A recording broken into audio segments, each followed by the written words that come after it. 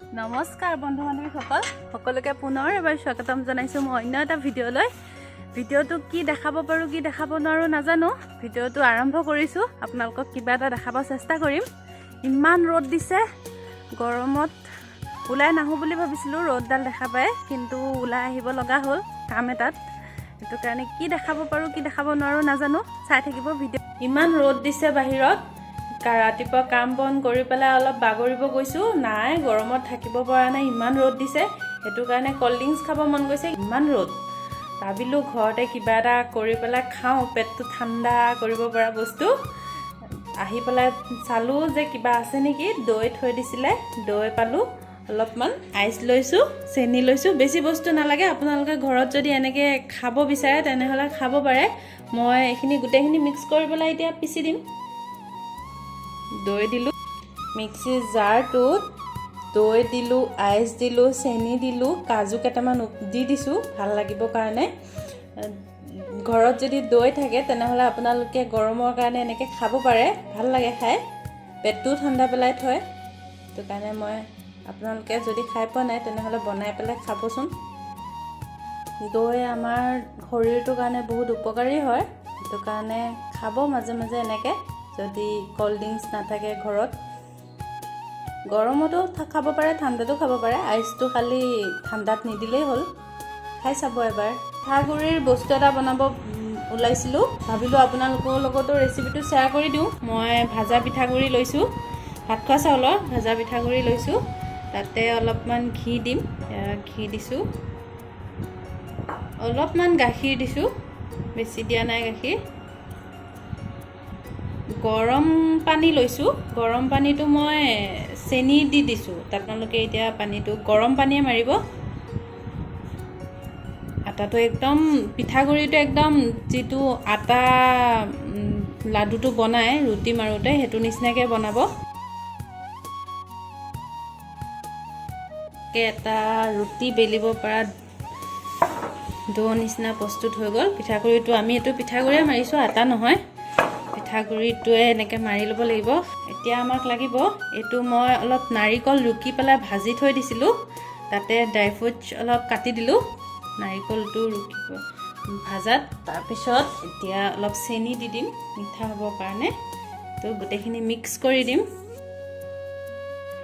এতিয়া মই পিঠাগুড়ি এনেকৈ লাডু এটা ল'ম, এনেকৈ ল'ব লাডু এটা।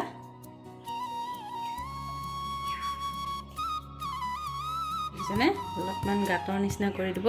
এই লৈছিলোঁ যে নাৰিকল, ভাজা নাৰিকল আৰু চেনি, ড্ৰাই ফ্ৰুটছ মিলাই পেলাই সেইখিনি এই ইয়াত সোমোৱাই দিব, এইটোত সোমোৱাই দিব, এনেকৈ সোমোৱাই দিব।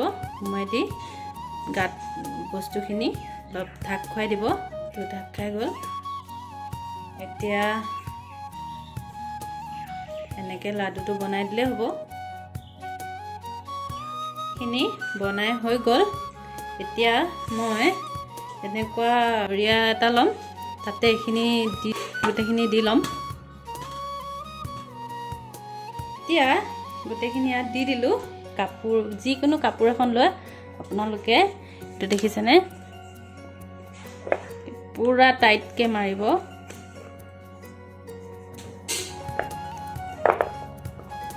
পকাই থাকিব এনেকৈ, যাতে ওপৰখিনিত ভাপ নাপায়, ফাটি নাযায়, এনেকৈ পকাই থাকিব।